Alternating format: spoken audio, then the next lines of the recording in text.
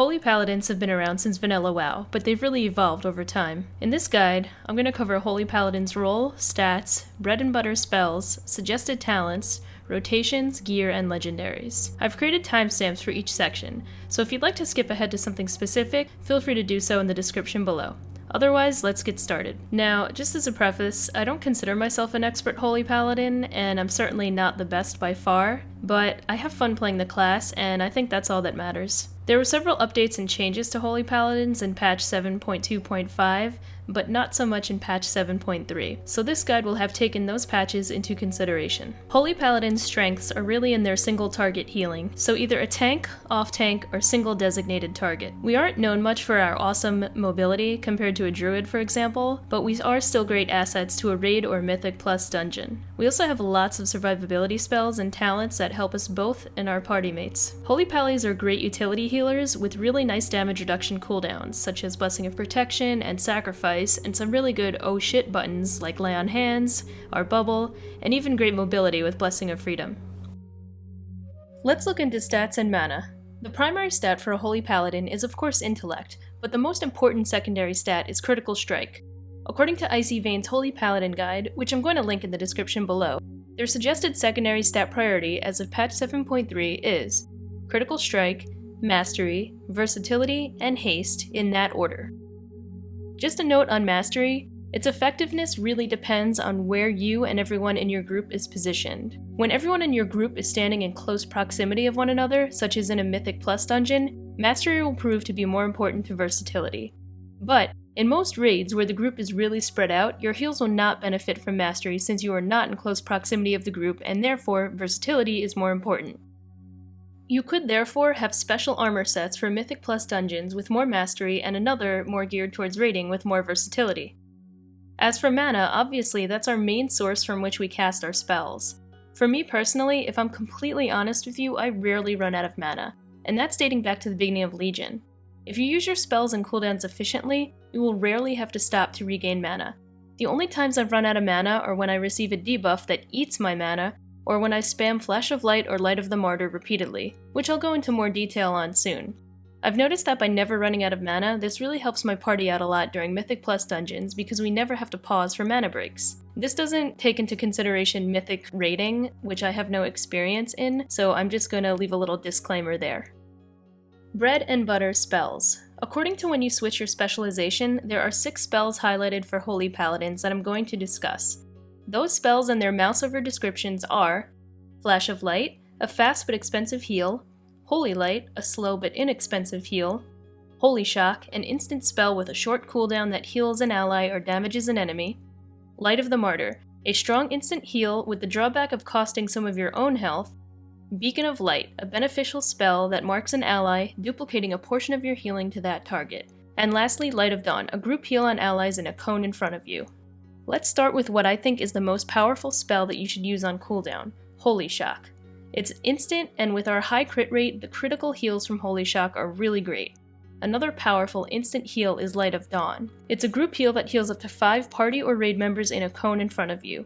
Therefore, if someone is directly behind you, they won't benefit from Light of Dawn, so you have to be cognizant of your positioning. Light of the Martyr is another strong instant heal with no cooldown. Sounds awesome, right? The drawback is that you receive damage for 50% of whatever Light of the Martyr heals for. So if I heal you for 500,000, I will take 250,000 damage myself. Its healing also does not heal your beacon target. This spell is pretty risky when there's a lot of damage going around, and if you aren't paying close attention to your health, it can kill you. Use this spell very carefully and situationally. I use the legendary neck Pure Daz when I know I'm going to be spamming Light of the Martyr. The absorb shield granted to you by this neck is incredible and absorbs at least few of your Light of the Martyrs. Essentially, they're free instant heals. Holy Light is our basic single target heal, however it has a long cast time, so I try not to use it unless Infusion of Light procs, which significantly reduces its cast time. Flash of Light heals for the exact same amount as Holy Light, however it has a way faster cast time, but at the cost of it being very expensive. Be careful using Flash of Light because it'll drain your mana quickly. Beacons are another staple of Holy Paladins. For Mythic Plus or 5-man groups, I would generally recommend using Beacon of Virtue due to its group healing capability. You do, however, have to pay attention to its duration and cooldown. You'll generally want to cast this on cooldown, but with so much going on, you have to really pay attention and make sure you are utilizing the spell on its cooldown. Let's talk about Beacon of Light. It's a passive spell that you will more than likely place on your tank. Basically what it does is it takes any heals that you are casting and heals your beacon target for 40% of those heals. So, you have beacon on your main tank, right? Say you heal a rogue in your group for 1 million. Your tank will also get healed for 400,000 or 40% through the beacon. You cast Light of Dawn on all 5 party members, including the tank, and everyone gets healed for 200,000 each. That's 200,000 times 5, which adds up to 1 million, and every heal that your party members receive will transfer to your beacon. So, 40% of those heals for 200,000 is 80,000, and multiply that by 5, and you've got 400,000 worth of additional healing going towards your beacon. For raiding, many paladins use either Beacon of Faith or Beacon of the Lightbringer talents. Beacon of Faith grants you the ability to cast Beacon of Light on 2 targets, but at a 20% reduced effectiveness. So, instead of 1 Beacon of Light target receiving 40% of your heals, you'll have 2 targets each receiving 20%. It's still the same amount of heals, they will just be distributed differently. So back to the scenario of me healing the rogue for 1 million. Instead of my single beacon target receiving 400,000 in healing, both of my beacon targets will receive 200,000 each. Make sense? I use these beacons for the main tank and off tank when raiding. Deciding between the two are generally up to you. Beacon of the Lightbringer also focuses more on your Mastery Lightbringer. Mastery Lightbringer increases the strength of your heals based on your proximity to the target. So in other words, in order for you to get the max benefit from this talent and spell, just stand close within 10 yards to your allies. Now that we've gone over a Holy Paladin's role stats and main spells, let's take a look at our talents. My opinion with talents is that many of them are now based on playstyle as well as gear, more specifically legendaries. I'm going to go through each tier and just give my opinion based on my experience and gear. Do not take this as the absolute truth. In the end, it is up to you to decide which talents you'd like to use. Tier 1 bestows Faith, Light's Hammer, Crusader's Might. Crusader's Might is viable if you use a Shockedin spec or are actively engaging in melee combat during fights. Basically, if you aren't using Crusader Strike and Holy Shock on cooldown, this talent won't be very effective for you. I used Bestow Faith for a long time before Light's Hammer caught my attention. My only gripe with Bestow Faith is that I had a lot of trouble with its timing. It's a spell that heals after 5 seconds, so you cast it on someone, wait 5 seconds, and then it heals them. You have to be very careful about your timing or else it'll just overheal someone. The problem I ran into was that I would cast Bestow Faith on a target and then heal them to full after. Then Bestow Faith would proc and just count as overhealing. So if you're going to use Bestow Faith, your timing has to be on point. As for Light's Hammer, I recently made a video reviewing it in 7.2.5 where its mana cost was reduced, so I tried it out. It's been a great addition to my AoE healing, seeing as paladins tend to lack that. It has a cool spell animation and it even does a significant amount of damage too. I'm currently using Light's Hammer just because I'm having fun with it and I like it as a spell. Is it better than Bestow Faith and Raw Healing? I don't know, but that's my current pick. Also try using it at the same time as Consecration for a lot of AoE damage. Tier 2, Cavalier, Unbreakable Spirit, Rule of Law. Cavalier is great for questing and Mythic Plus dungeons, but it doesn't serve much utility in a raid. I like Unbreakable Spirit because it's a passive ability, but it also reduces the cooldowns of your defensive abilities, Divine Shield, Divine Protection, and Lay on Hands. But Rule of Law is a very powerful talent because it increases the range of your heals and reach from Mastery Lightbringer by 50% for 10 seconds. In raids, this is definitely the best choice just because it increases the range of your heals. Your group won't always be stacked up together near you. This also works very synergistically with your Aura Mastery spell. Pop Rule of Law and Aura Mastery with Avenging Wrath and any other plus healing and you'll be surprised to see how much healing that does. Tier 3, Fist of Justice, Repentance, Blinding Light. None of these talents will make your healing more effective, however I currently will use Blinding Light in Mythic Plus dungeons for the Mass Interrupt. It used to do damage as well as Interrupt, but that was recently nerfed. It's still pretty viable because of the Interrupt. Repentance is alternatively a great option for single target and crowd control interrupts based on the situation. This is definitely the talent I recommend when doing your Mage Tower Healer quest. It's vital to use for interrupting the Archer's mana burn spell. As for Fist of Justice, I haven't really used it much and haven't had a need to, so I don't have much to say on that. Tier 4, Devotion Aura, Aura of Sacrifice, Aura of Mercy.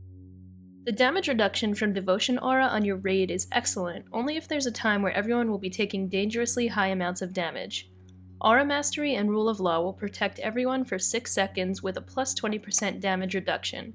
But because the buff uptime is so short, this must be timed very appropriately. Coordinate with your raid leader during specific encounters for when this is best to use. Aura of Sacrifice can cause you to do millions of healing per second when used with Avenging Wrath, Aura Mastery, Rule of Law, and any other plus healing effects such as Valen's Future Sight Legendary Trinket. What's great is the passive effect from the aura will only affect you if you are 75% health and above, but you must be within 10 yards of allies. When I use this aura, I generally stand closer to my tanks and melee as to benefit from this spell. This aura also works great with the legendary Obsidian Stone Spaulders. I provided a link to a video that I made below explaining how those shoulders work. Aura of Mercy is a good standard aura to have if your situation doesn't call for using Devotion Aura or if you'd prefer to passively heal your raid group over time. As for Mythic Plus dungeons, I would recommend using Devotion Aura because it's only split between 5 allies and provides a great amount of damage reduction. If you coordinate with your party members, you can position yourself so that the tank is the only one within 10 yards of you and will therefore benefit by having a constant 10% damage reduction from the aura. I've made a pretty detailed video on Aura Mastery that I've linked in the description below. Tier 5. Divine Purpose, Holy Avenger, Holy Prism. Divine Purpose is a nice passive ability that with some good luck and surprise proc can be really efficient with providing free, instant cooldowns of both Light of Dawn and Holy Shock. Holy Avenger is a haste and Holy Shock buff but has a cooldown. It allows you to cast spells faster, have less cooldown reduction, and cast bigger Holy Shocks. But if you prefer passive spells over active, I would recommend Divine Purpose. For me personally, if I have the option to choose a passive spell, I do it because I'm not always the best at managing all of my cooldowns. But if you feel confident in your ability to do so, please give Holy Avenger a shot. Holy Prism is like a less powerful Light of Dawn. I used it for a little bit at the beginning of Legion, but found Divine Purpose and Holy Avenger to be better options. In raid content and Mythic Plus dungeons, Holy Avenger is generally recommended to take so that you can rotate between that and Avenging Wrath during encounters to boost your healing. Tier 6. Fervent Martyr, Sanctified Wrath, Judgment of Light. Fervent Martyr is never worth using compared to the strength of Sanctified Wrath and Judgment of Light. You generally want to use Judgment of Light in raid groups. I use it also because I have Ilterendi Crown Jewel of Silvermoon Legendary Ring equipped, and Judgment of Light works really synergistically with that legendary. If you use Ilterendi, definitely use Judgment of Light. I've linked a video in the description where I talk about Ilterendi as well. As for Sanctified Wrath, it's also very powerful to use and is usually recommended for Mythic Plus runs as opposed to raiding. I'd recommend trying Sanctified Wrath with Holy Avenger for a really nice burst of buff and Holy Shock for large quick heals. Tier 7. Beacon of Faith, Beacon of the Lightbringer, Beacon of Virtue. For most raids, I use Beacon of Faith so that I can have Beacon on both of my tanks. It's a really solid talent and generally recommended. Beacon of the Lightbringer should be used situationally. For example, if you only have a single tank or if you're in an encounter where you could position yourself close to the group, ideally stacked up, so that Light of Dawn and Mastery of the Lightbringer can benefit from your positioning. I highly recommend using Beacon of Virtue in Mythic Plus dungeons as it's a great way to spark up your group healing and keep your party alive. Artifact Progression. As for artifact progression, I am going to refer to Icy Veins' guide for Holy Paladins. It's very thorough and it's what I used when I was leveling my silver hand weapon, so definitely check it out, I've linked it below. I'd rather you guys check them out than have me reinvent the wheel by basically reiterating what they've already worked really hard for. Rotation. Your rotation will differ depending on whether it's a single target, 5-man group, or a raid group. These are very situational obviously, but I'm going to give a few recommendations. For single target, always make sure your beacon or beacons are up. Holy Shock should be used on cooldown. Bestow Faith if you have it, and alternate Flash of Light and Holy Light based on how quickly a heal is needed. Only use Light of the Martyr if you are confident and can closely monitor your own health as well as incoming damage. If timed correctly, alternating between Holy Shock and Light of the Martyr are great instant powerful heals. Legendaries. I've made quite a few videos detailing different Paladin legendaries, and it's funny because over time the best in slot recommendation for them always changes. Let's cover just my thoughts on a few of them. Ilterendi Crown Jewel of Silvermoon Ring has held the top spot as one of my best in slot legendaries for a while, and rightly so. It works so well with the talent Judgment of Light, and the healing buff that you receive in that 5-second window is really prominent. Obsidian Stone Spaulders used to hold the top spot as one of the best, however it's fallen down a few spots because if you have the tier 20 set bonus, the bonus interferes with the transferred healing from the shoulders. If you aren't using tier 20 gear, however, these are still a great legendary item. Valen's Future Sight is arguably one of the top legendaries, if not the top. Not only does it provide a really nice boost to your healing when used, but the fact that it redistributes your overhealing makes it very powerful and clutch in tight healing situations. If you really want a detailed breakdown of the best in-gear slot recommendations and legendaries, I'd advise you to check out Wowhead's Holy Paladin Gear Guide, linked in the description below. But in my experience, these are my picks for the top 3 legendaries based on my usage. Feel free to check out my other legendary review videos, which will also be linked at the end of this video. So what's next? Well, if you guys stuck through this video, I hope you guys enjoyed it and found it informative. I'd love to hear what you think about it in the comments below. I'm open to suggestions for new videos and other ideas too. I'm always brainstorming new ideas for videos and fun ways to create more content. I've been live streaming a bit, but my schedule is not consistent yet, so be sure to keep an eye out for that. Thanks for tuning in, and if you did enjoy this video, let me know by commenting or giving it a thumbs up. And more importantly, if you enjoy my videos and my channel, please subscribe to my channel to show some support. And last but not least, it took me many hours to put this video together. I enjoyed every minute of it, and these videos never feel like work to me, but if you feel like showing any kind of monetary support, I've included a link to my PayPal in the description below as well. Thank you so much, and I'll see you guys in the next video.